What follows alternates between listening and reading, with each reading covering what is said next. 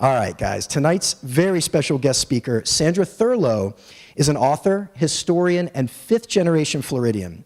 Originally from Gainesville, Sandy moved to Martin County in 1962.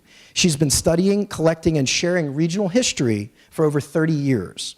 Sandy works closely with the Historical Society of Martin County, as well as the Stewart Heritage Museum. She's published a series of books chronicling the early years of the Treasure Coast through historical photos and captivating narrative. Sandy's books are available online, as well as at a number of local bookstores, including the Florida Oceanographic gift shop, if you guys are interested. Tonight, Sandy's going to share with us the fascinating and sometimes surprising history of Hutchinson Island. It is my greatest pleasure to welcome Sandra Thurlow to the stage.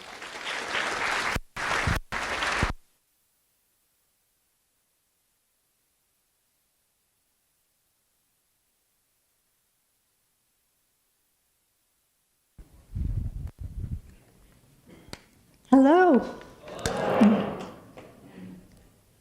They really know how to get the folks out, so this is really a pleasure to see so many, and he's going to fix it so it doesn't make that sound, right?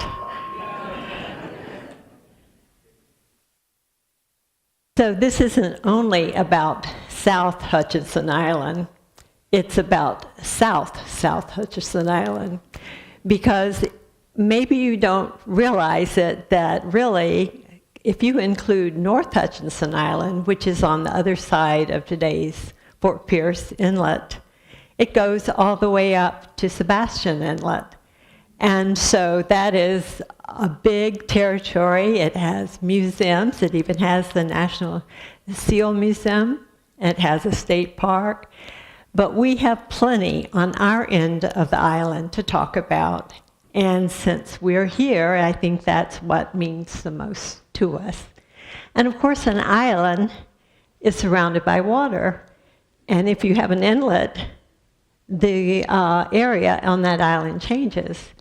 And there's one thing I just want to make a point, and it's something that I know I have like PhDs like Zach right here, and scientists, and plenty of people that know a lot more than I do.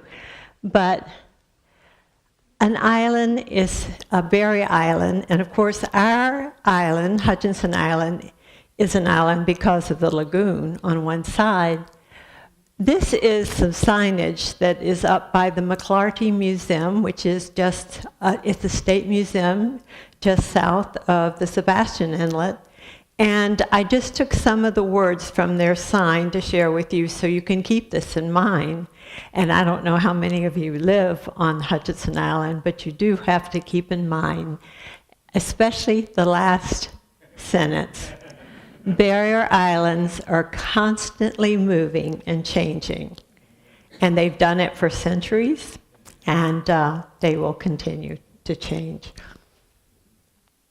Of course, the first inhabitants of the island were the Aborigines, the Indians. And we call the Indians that are along our lagoon area Thais. And of course, that was a name that was given to them by the Europeans. So once they got the name Ais, of course, it's the same Indian that was here before, the archaic Indian. But we have to keep in mind that our lagoon was the river Ais, or Ais, and then it became the Indian River. Of course, there were a lot of Indian mounds up and down the barrier island, and it is absolutely against the law to disturb them. But through history, they've been disturbed. And this is a picture just to prove it, and it's out of a scrapbook of winter residents here. And they were digging up Indian skulls, which he later posed with, and they were put out in his flower bed and of course disintegrated, and that's very disrespectful and wrong and against the law. But just to say that they are on the island. I should have chosen a title page that had Jonathan Dickinson's name on it. I noticed earlier today that I chose one that, well, it does have Dickinson down low there. But when the Reformation wrecked on our coast and it wrecked on what we call Jupiter Island today.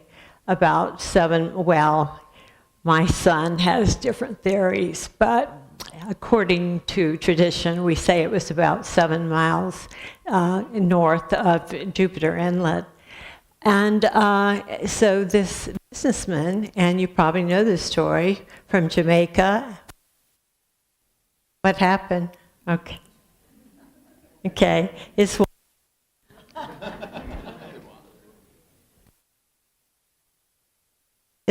okay, I'm sorry. That'll be great when they have the film online. Sorry, I don't know why it's cutting off and on. They wrecked.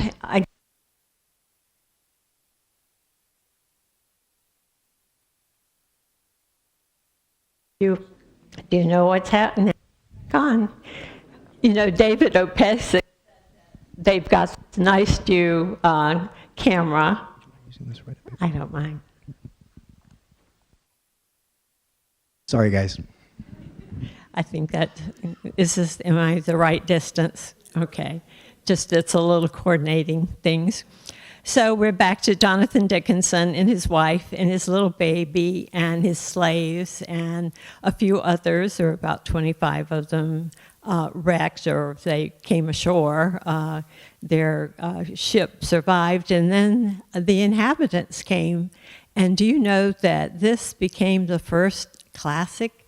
It was printed and reprinted as a text for the Quakers for inspiration of deliverance and of being able to be survive under harsh circumstances. And it was printed and reprinted in different countries, and it was our first American classic. They even said that Benjamin Franklin had printed a copy of it, and yet that hasn't been found. So they made their way to St. Augustine, and it is their descriptions of these Indians that were here that every archaeologist and anthropologist depends on. So valuable because it was a first-hand account with many details about how they behaved and how they dressed or didn't dress, what they valued and didn't value.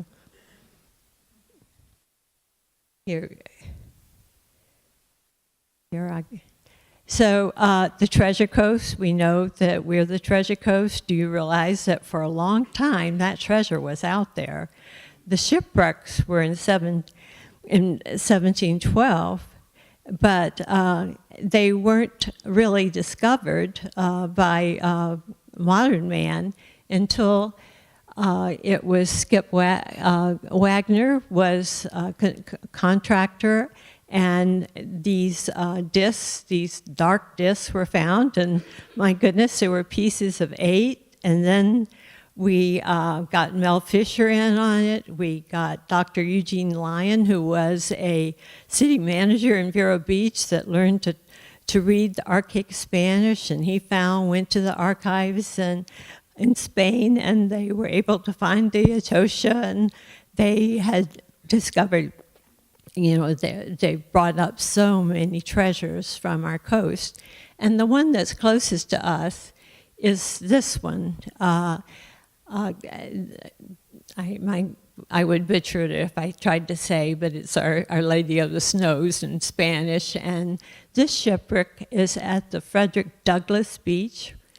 Now, does that give you a clue of who used that beach historically in our world of segregation? But that's the one that's closest to us, and it is still bringing up treasures. Just in the last few years, there have been beautiful things brought up. This frogfoot whale is now deceased, but he got the rights from Mel Fisher, and they continued to just discover just beautiful, wonderful things. Okay, the name of the island comes from the land grant to James Hutchinson. Now, it was given in 1803. Now, that is really way before we had settlers here. And he first, as I understand it, got a grant that was at the mouth of the St. Lucie River on the mainland. And then he went, I have it spelled out here, you can see. But in 1803, he got his 2,000 acres, and it was on the mainland, I believe, even though my son found documentation that it started out on the barrier island. And then he had trouble with the Indians, so he went to St. Augustine, and he said, they're taking my slaves, they're abusing me, they're ruining my crops and taking my animals. And so he wanted to be on the barrier island, so they gave him the barrier island. And of course, that was Jupiter Island at that time. It was all connected, and because there wasn't an inlet. So he goes back to St. Augustine after that, because on the Barrier Island, the pirates were burning his buildings, and he drowned on the way back. And so what was left of his family left the area, went back to Georgia, where he was from. And but later they got the rights. It was verified that they had ownership to this grant. And so this was out of an abstract. And you see, it's in St. Lucie County. And this is only part of it. But it starts north of Nettles Island, and we all know about Nettles Island, don't we? It's right there. So this is up, just beyond that. The lawyer who cleared the title got a fifth of the land, and he right away sold it. That's my effort to mark the grant. And you see it went up where this fat space right there, that's where the power plant is. We'll talk about that later. And that looks like a date, but that's the number of acres that was in the documentation. They had 2,014 acres. So we talk about the pirates, and we have a lot of legends that can't be verified. Our house of refuge is called Gilbert's Bar, and that's the pirate's name. And our inlet was called Gilbert's Bar. The bar itself, the reef that parallels the island, is called Gilbert's Bar. And my husband Tom and I went to the public library in Boston, and we read the account of this trial of Don Pedro Gilbert, who is supposed to have been in our waters and had a lookout on Mount Pisgah on Sewell's Point. But nothing can really be proven about that. So just keep that in mind when you hear the pirate stories. This was a very rare book that we purchased, and it did have this photograph of the last member of this ship that was burned. Like we do know that Gilbert tried to kill all the people on that boat by burning and leaving it, but somehow they survived. But he was the last pirate tried and hung. And that is true. And we have all the documentation for that. But to this place, it's just...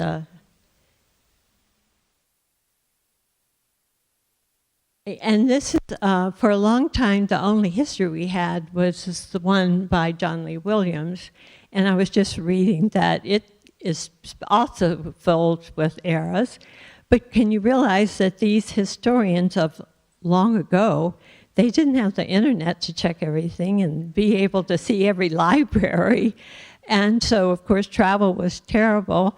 But he did investigate the state. He had more legal training than being a surveyor or an engineer. But we depended on this history of Florida for many years. And he told in this, it was published in 1837, that the the inlet had formed itself, and it just tore off the end of what was Jupiter Island. So then that's one time we really did have a big inlet before the present one. Then the armed occupation people, they came in the 1842.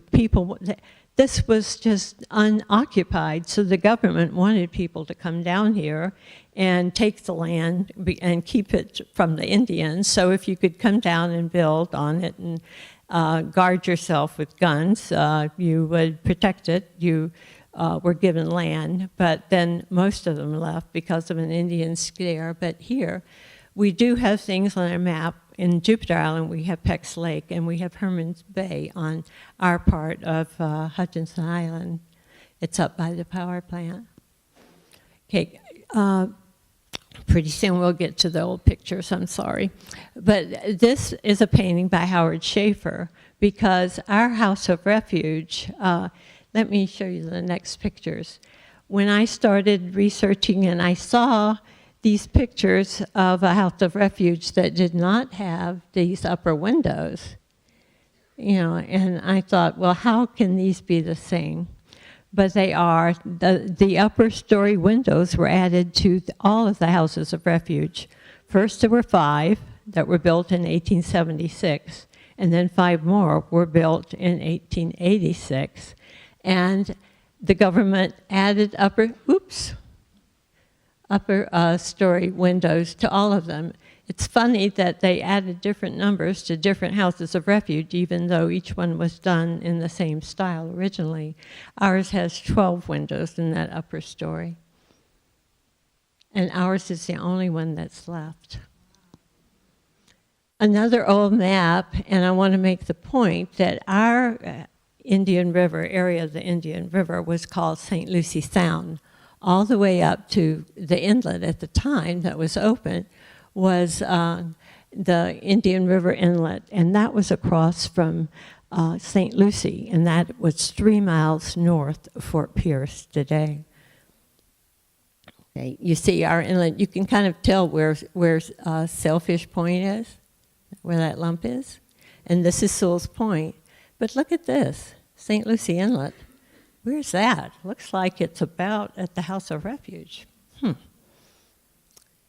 So I have this pioneer person that became a photographer with commercial aerial photographing, and he, as a boy, lived across from where our power plant is today, across from where Ned Hutchinson, the grandson of the original Hutchinson, farmed. And this was published in the Stuart News. And here he drew where the field was. See, this is Nettles Island again. It's a good marker. And I wish I had the real photographs, but these are just out of the newspapers. I'm assuming they must be somewhere. This is the area where it is. Okay. This is Ned Hutchinson. And this man, Wenzel Schubert, gave a real description. He became a really pal of this Ned Hutchinson and wrote all kinds of details about him and his wife. This is his wife. She would collect shells and make buttons out of them and sell them downtown Stuart at Walter Kitchen's store. And he is buried at Eden on the mainland. He died in 1900. But this Wenzel Stewart had a lot of information to tell us about pioneer times on Hutchinson Island. This is a photograph that he took in 1914. And I don't know if any of you all have been here so many years and you would take picnic boat rides to Jupiter Island where there were all these drowned mangrove trees, black mangrove, huge old trees with no leaves. They've been dead for years. They were like petrified. Well, I guess we had that right here on South Hutchinson Island too, because this is Mr. Schubert's picture. And he had a picture of a pavilion, and he could prove how much it had eroded. And he also had a theory that since the treasure ships had come ashore, and now where they remain is about 30 feet out in the water, that he assumed that we've been eroding about 2 feet every year. Does it say per year? Yeah, it does. Okay, things happen right here. You know how things are always washing around away at Bathtub Beach? So this happened in 2003, that these great big black mangrove trunks came out right on our beach. You can see where the waves are breaking. That's the reef or the turtle reef not turtle reef, the worm reef at Bathtub Beach. And these roots came out, and if you walked down, it was slimy peat, and you could see the little petrified breathing roots of the black mangrove. So you can see that our island, as that sign said, is always changing. This shows, I'm so used to looking at maps, I hope they don't confuse you. This is where Indian Riverside Park is, and Mount Elizabeth. And this is Joe's Point, that's a development. Okay, and this says Crusoe. I always am able to, I have been used to give slideshows before they had PowerPoints, and you never know who's in the audience. And a lady who lived years ago, who lived in the Yacht and Country Club, said, well, my ancestors had land on Hutchinson Island, and she had this book that was about her relatives, and it told about the gardeners that lived here and how they were pioneers here and had the mail route. And you just never know how you can put the puzzle of history together from people you meet any day, any place. And so I read, I've done some books on the House of Refuge and its history, and read shipwreck reports, and it told about a shipwreck of the Outing. That was a magazine for sportsmen in the old days, and it wrecked right off of here. And the Gardner brothers, they got salvage rights, and they built their little Robinson Crusoe-like place with the wreckage of the Outing ship. And it's fun to read the actual wreck reports in the documentation of the U.S. Life-Saving Station Service. Here is that same picture. Well, maybe I didn't show this particular one before, but this is the one that I noticed the roof line originally and was so mystified. And this is one of our rare pictures of the House of Refuge, but you see how it's not a whole picture of it, so that's why it was so valuable that Howard Schaefer did the painting. I showed this before. Linda Gary, who's now the archivist or the curator out at the Historical Society of Martin County, was just telling me she was dealing with Stanley Kitchen, who is probably the grandson of that Reginald Kitchen, who had a honeymoon at our House of Refuge in 1914. Shipwrecks, this was in 1904. This was a terrible hurricane. They called them gales in that day, in those days. But this was exactly 100 years before we had Francis and Jean. That was 2004 that we had those back-to-back hurricanes. The water, I've mentioned it before, from the St. Lucie River had to go all the way up to the Indian River Inlet. You would think I would know how to do this. Indian River Inlet, and what it says on this map is St. Lucie Sound. I had mentioned that before. Some of my photographs came from a family, the A.L. Andrews family, and they were taken in 1905 and 1907, and they were beautifully labeled. Everything was labeled. And this particular one was taken from our house of refuge, and I hope you've all been there and you've all looked south. This was a homestead of Hiram Owens, and his homestead went on either side of what became the house of refuge land. And the reason they used it for the meeting place for the Gilbert's Bar Yacht Club that was formed in 1895. And that was their meeting place. At first they used the old Pioneer home, but then they built their clubhouse. Here's some people from, this picture is from the Andrews family, people sitting on the steps of Gilbert's Bar Yacht Club. This was given to me from a member of the Richard family, and I think it's so precious, but it shows that Captain Sewell was the Commodore, and he was the only Commodore of that yacht club. And this is A.L. Andrews, whose family gave all those photographs, and they are now out in the library at the Historical Society of Martin County. This, here I should watch the clock. I thought, well, I can chatter as I want to, but when the clock gets like I'm running out of time, I'll go really fast. But this is Mr. Wills, and a little personal story. I always like when preachers say something personal. I kind of like their sermons more, so I hope this isn't boring to you, but my husband and I were on a Scandinavian venture with a bunch of lawyers, and there was this little fat guy, kind of jolly, and he just got in the bus and he said, well, I was born in Waveland. And it turns out that he was the son of this F.W. Wills. And he was the last living member of that Gilbert's Yacht Club. And when I met him, he was old, almost as old as I am now.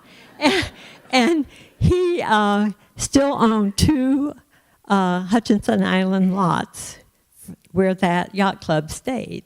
And he sold them. And so he was sitting kind of comfortably in his old age. So, he didn't supply me with any photographs because they used to call it that you're batching it. When the unmarried guys were, they didn't have a family or a wife. And while he was batching it, he was cooking in his family's big home. They were up in Georgia, Cloudland, Georgia, and his house caught on fire and burned down everything, plus all the pictures, plus Mrs. Sewell was living with them, plus all the trophies from Captain Sewell and everything. So he wasn't helpful in that way. They moved to Fort Pierce after that, and that's where the Wills lived. Another one of those photographs from the Andrews. Can you imagine going to the beach and all that sand with those dresses on? They would have clam bakes. This is another photograph that's out of the Historical Society of Martin County. There is an album that has no identification in it whatsoever, and I refer to it as a Baker album because I was able to see, match it up with other pictures that I knew. But this was one that was in it, and it's what they used Hutchinson Island for, to grow beans. It wasn't good for growing pineapples. Here, bean growers, and when I was just brushing up for this program, I realized that I know the name of this bean grower, it's B.F. Hull, and that is the person that lawyer that got 1/5 of the land grant sold it to B.F. Hull, so it was right up there where the power plant is today. Now, just yesterday, because of my son sending me something that was written by this Wenzel Schubert so long ago, I have had this picture for many years, and it has a story too, but I knew that the Waters boys killed the bears, and I knew that they were sad. when they killed a mother bear, they didn't know that there were cubs involved, and they killed the cubs. But the bears were just a terrible nuisance for the turtles, because the pioneers used the turtle eggs for their cooking and what have you, and the bears would take them before they could get them. So the bears were a big nuisance, and they also came over into the pineapple fields, and they wallowed in the bean fields, so they would kill them. And there were many on Hutchinson Island. A pioneer portrait, this was just about everybody in Jensen, but at the Jensen Pavilion, and I can recognize some of my pioneers in it. So in 1915, the U.S. Life Saving Service that started and had the life-saving stations everywhere else, and in Florida, the houses of refuge, because we didn't have enough people to man a life-saving station, and it also was kind of gentle, the shoreline was, so usually people would get ashore. So they changed from a keeper and having it be a house of refuge, and the Coast Guard was established in 1915. So the keeper of the House of Refuge, who was Axel Johansson, and he's right there, he suddenly became like number one in the U.S. Coast Guard, and this is during World War I, and so they had quite a group of young men at the Coast Guard station. A friend of mine who lived here, his father was out there serving. He was Fred Hall, and there he is. And oops, sorry. His daughter gave me these photographs, and they're the only ones that seem to exist of training at a early Coast Guard station. I have this picture in here because this is St. Lucie. If you haven't been there, you really should take a field trip up there. It's like a time capsule. It's 3 miles north of Fort Pierce, and you have to go across the railroad track. And it has these big old homes still there. But that's where the inlet was, right opposite them on the ocean. And the very important guy, Matthew Quay, that lived in one of those big houses, he wanted the inlet improved. So he improved it, and it filled in right away. And then that meant that the river really didn't have a way for the water to go out to the ocean. And so the people in the area wanted a new inlet, and they discussed different places to dig it. And this is in Lucille Wright's book, and evidently they tried to dig one, or did dig one, that filled right up. Where Mud Creek is, that's right on the Hutchinson Grant, right where the nuclear plant is today. Jensen Beach Bridge, that was the only way to get to the island for many years. And I was so proud when I was able to get some of these tickets at an antique store. We'd always go to antique. And then what I realized is somebody had found a whole box of these tickets, and they were just feeding us those a few at a time. So there was an endless supply of these little tickets, but they're hilarious because it has different prices for, a wagon or a mule and, horse. And you see that they removed them in 27 and it opened in 26, so they didn't get a chance to use them all up. And this is it looks like Coney Island, doesn't it? But it was Jensen Beach right after the bridge was built, and they got road that got all the way to the beach. They neglected to do that for a few years. Here's this is in the history of Martin County, and you see the primitive road that they got on the island. Of course, we didn't have an island road to Fort Pierce at that time. This was when I came to town in 1962. They still had a part of the wooden bridge, but they had mostly the causeway built. But you see here, it was the last one that was electrically connected, so the man didn't have to come and put something in and turn it by hand. The real McCoy, I mean, during Prohibition, that was a flourishing trade in this area with all of our inlets, and it was almost impossible to stop the flow of booze from the Bahamas. But the real McCoy was well thought of, and we have, there are a lot of parties that have this theme today. And Bill McCoy was really a lovely gentleman. He was a teetotaler, and he was from the Daytona area. But he ended up he and his brother Ben bought Sailfish Point, what we call Sailfish Point. He called it the Coral Strand, and that was the name of the boat that he died on in, I think it was 1948 in Stewart. And he was famous for Rome Row up off of New York City. Boats would go out, and then he would, get the booze, and he'd be 3 miles off. So he did end up going to jail, but he was well thought of. Here it is. His brother wanted to sell it, and he finally did sell it for $125,000. That seems like a bargain today, doesn't it?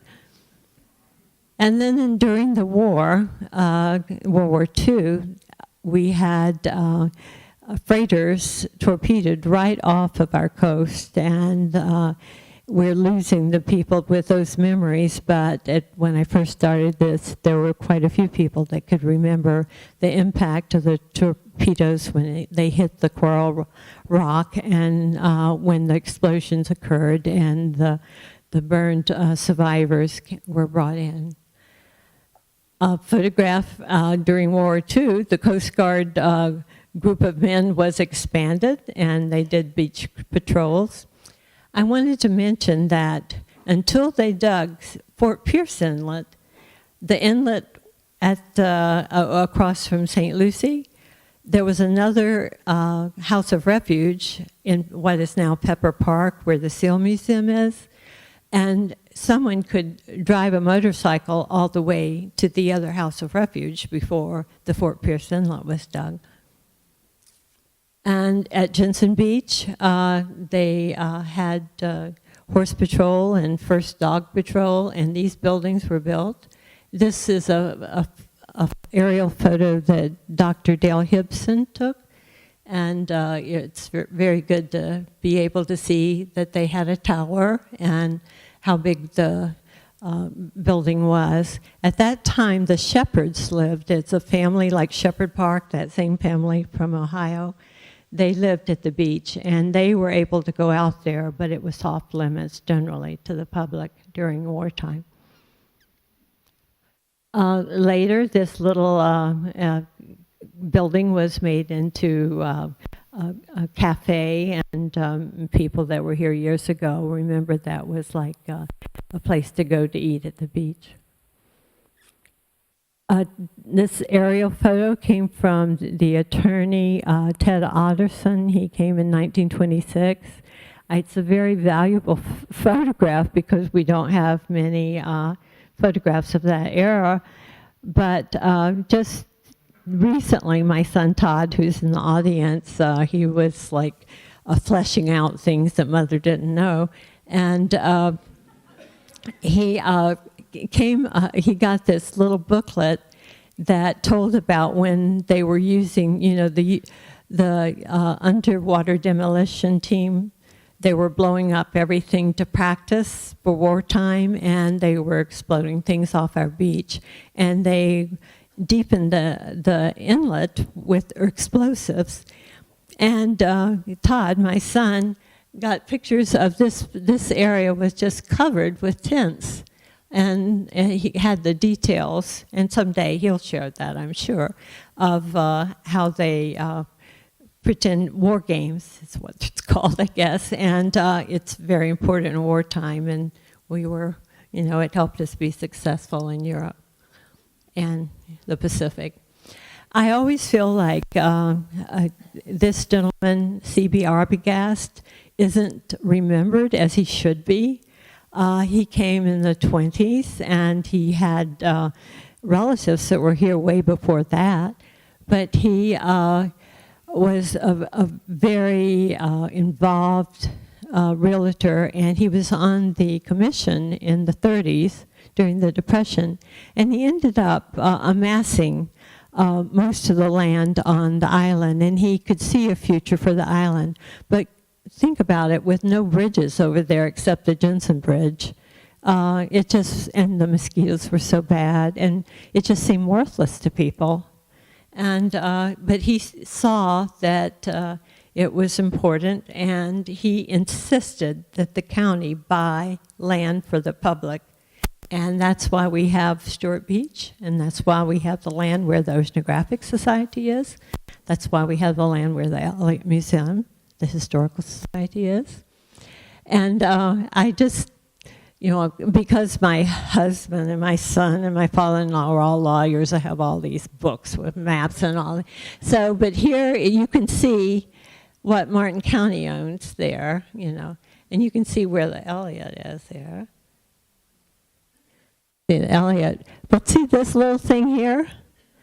That was a subdivision that was platted in 1925, and the name of the people that platted it, or what the entity, was Martin County Realtor. But Martin County wasn't formed until 1925 in August, and this was October. And when I looked on the county property appraiser site, it looks like this still shows up in the parking lot of the Oceanographic Society, and it even looks like one of those little squares might not have a clear title. I mean, it's very weird. So you better check that out. So, but think how much that means to us to have that land for the public. We bought the negatives of Art Runke, and were given negatives from Earl Dalrymple that were started in 1928 until, kind of the 70s. And this was one that was dated, so that's valuable. And I have abstracts from this guy. He was an English actor named Peter Clive, and that was before there were any bridges on other than the Jensen Bridge. So it was a very isolated place. You can see this is where Bathtub Beach is. And that dock has been there forever. It used to be the Sunrise Inn dock, and the hotel people would come over and then go to the beach that way. But this house is still there. But it's interesting because you get to see the terrain, and you can see why Mr. Wentworth should have never built a house over there. Okay, this is during, and Arbogast was involved in this too, but the county got 16 acres, 16 and some acres, for $165. It's a pretty good deal, and that's where our house of refuge is. It was excess property from the United States, and we got to get it. The county did it, and the Historical Society of Martin County was started to preserve this building, and it was the Seroptimists that started the Historical Society of Martin County. And that was in 1955, and then in 1956, it became a museum. Now it's already a museum. But you see the extra buildings were built during World War II. Here's the gift shop now, and this was for a mess hall at that time. When they had the grand opening of the museum, and we had no bridges, where we have the bridges to the sea, Evans Quarry and Ernie Lyons at that time. So can you believe that 2,000 people, according to the paper, came to that grand opening? And look at all the cars, and then some of them had to walk a long way. And then Ross Witham started a turtle rescue program at our house of refuge. And so for years, people associated turtles with our house of refuge instead of so much the history. And of course, the Elliott was started in addition. This was our first museum until 1961 when they built the Elliott. But you see the old beach road, this one was dated, so it's 1957.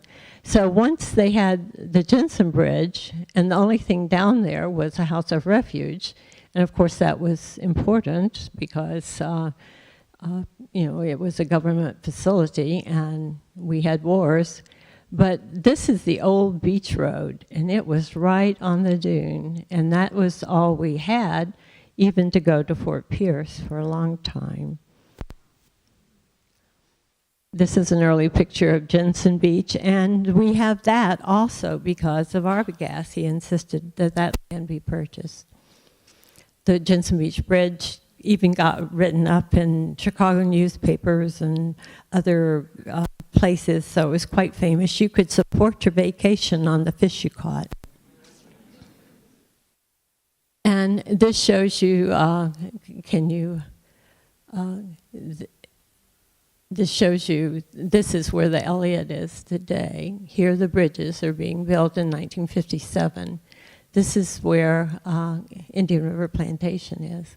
And you see these spots, all of this is like for mosquito eradication. They dug ditches so the water would come in with the tide and the fish would eat the mosquito larvae. But you can see all these little spots, and when we look at Sailfish Point later, you'll really see them. Here's Sailfish Point. Look at those mosquito ditches.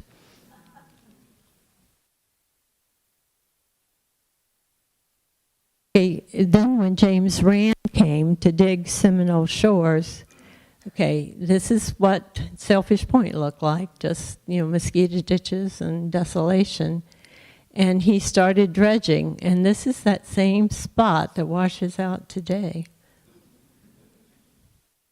Here's Seminole Shores. When I first came to town, Mark Perry's dad was in charge of running this for James Rand. And my husband's parents were members, and I remember we were down on the beach, and Mark's dad came down and said, "Kids, it's time to leave," because they wanted to close the gates. But you see, he had big plans for Seminole Shores, it was called. And Mark and his brother, Mark Perry and his brother Chris, they just had the run of this place when they were young and foolish. They had a grand time. Okay, then the Indian River, and Arbogast took all these little bean farmer plots because the pioneers had all these little farms and put them together so he could sell a big chunk of it to someone, and he sold it as Coot Bay to Dan Maddox from Nashville, and that was begun in 1972. And here, then this was a 99-year leash with the county, the Oceanographic Society. It took them a while to get going. And here is the original Elliott that opened in 1961. See, you can see the bridges were just, the causeways are still bare.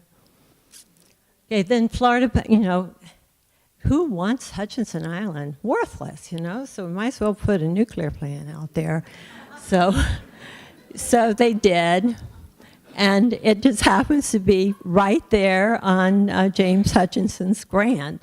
It said that in the paper I was reading that it was 1,200 acres, and if the land, the approved land grant, Spanish land grant was 2,014 acres. It was practically half, but more than half. But that was a fat area of the island, so you can see why it took up most of it. And that's a view some time ago from Indian River Drive looking over toward our island of South Hutchinson Island. Okay, and there's Nettles Island. Some people, and I just saw, they have a website, and they were discussing what nettles meant. Was it stinging nettles? And I have the abstract and the field notes, and it was Mr. Nettles' little house that was there, and he held whatever you call it for the surveyor, and so it was Mr. Nettles. It wasn't a stinging nettle that it was named after, but it was an actual island, but a man had already gotten permission to dredge and fill. You could not do that today. And so I just recently, some slides were dropped off at Stewart Heritage, and someone in Bobby Lord's family must have dropped them off. And I went through them, and I was really quite thrilled to see these aerials from slides.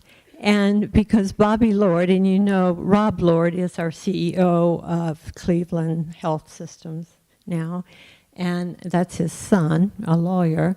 But Bobby Lord was a country singer at the Grand Ole Opera, and he retired from singing and came down to be a developer of outdoor resorts.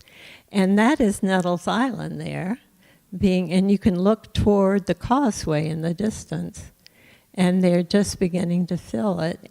And it's interesting to see what the vegetation was like before we built everything.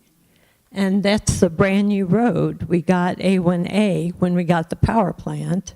You know, we got A1A to go, and that was about 1968, to Fort Pierce, a nice road. And you can still see the beach road down there. You can still see the old beach road a little. But not much on Hutchinson Island. And this was a postcard. Evidently, it was a rendering of what they thought they were going to have. And then that's what it developed as. And I think the only time I've had a bigger crowd than this one was when I talked to Nettles Island. I mean, they have thousands of people there that come to their clubhouse to hear talks. But it's a lifestyle that cannot be replicated. Because I mean that we can't fill, and the lots were 5,000 if you weren't on the water, and now they have $1 million houses on them, and there's so many homes there. And then this was our first condominium by Lord Dutcher of Dutch and Higginbotham, and Steve Dutcher is still around. And that was Little Ocean Club, and that was 1969. It's a new concept, condominiums. And then actually the newspaper, it was like I had done it because I'm a terrible speller, but they spelled, that's supposed to be mobile, but they had an E on the end of it. But bought Sailfish Point, and you know how our commissioner, well, she wasn't even the commissioner there, but Maggie Hercella was dreaming of having Sailfish Point as a park for the public, but they do pay a lot of taxes. This is what Indian River Plantation looked like in 1978, and here, that's the resort villas. They were kind of the very first buildings there, and we still have our little apartment in that one, so it certainly has changed. And then the Holiday Inn. It was just so wonderful to have the Holiday Inn, and with this nice restaurant, but you know what happened to it. Yeah, and then we thought Wayne Huizenga was going to fix it, and he didn't. But now it's beautiful Hutchinson Shores, so once again. And then here we are. Don Armstrong Jr. designed this little thing, and we are like growing far bigger than that now, aren't we? And then what happened, that inlet that was on that map, I guess it reformed itself. The one that said it was closed, that really old map. So people at Sailfish Point were stranded for a while. And then it even washed out a second time. If you go, I just took this picture the other day from the bridge, I thought maybe I could show you how you look to St. Lucie County, and the buildings are like skyscrapers to us, but so much taller, and that we have the 4-story limit, so you don't see any tall buildings at all in Martin County. And then now this is history. The new bridge, Ernie Line Bridge, was dedicated in 2007. And then here, the reason of what happened there. What did I do? What did I do? It might go away. What that was. Oh, so don't worry about it. Here, get a review. Get a review. What that picture was the mansion. And I put these slides in during Christmas time, and there was a traffic jam going out to that mansion that's at the old... yeah, and so I had, have all these clippings that I get. So the clipping of the mansion, so it's been there since 2008, and we thought, oh my goodness, who could have such a big house? But he certainly has brought joy to the community at Christmas with those elaborate lights. And then we have the new Elliott, and the time has gone by. That was 2013 that the new Elliott opened. And I see that we have Rob Steele in the audience, so that's very nice. Things are going well out there since he came. And then here we have the Oceanographic Society, and it continues to grow, and so that is in.